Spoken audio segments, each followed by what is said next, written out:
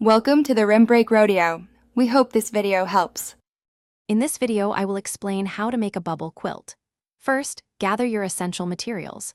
You'll need 2 coordinating fabrics, some soft batting, and your trusty sewing machine. For a standard baby quilt, plan on cutting around 150 fabric squares. Each of these squares should be precisely 5 inches by 5 inches. Having your materials ready makes the entire process much smoother and more enjoyable. Let's get started on this fun project. Now, let's create those delightful puffs. Take 2 of your 5-inch fabric squares and place them right sides together. Sew around 3 sides, leaving about a 2-inch opening on the 4th side. Carefully turn the fabric right side out. Then, gently stuff a small amount of polyester fiberfill into the pocket you've created.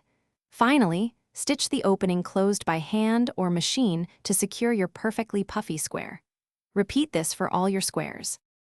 With all your individual puffs complete, it's time to assemble your beautiful quilt top. Begin by arranging your puffy squares on a flat surface in your desired pattern. This is where your creativity truly shines. Once you're happy with the layout, start sewing the squares together in horizontal rows. After all the rows are complete, carefully join them to form the full quilt top.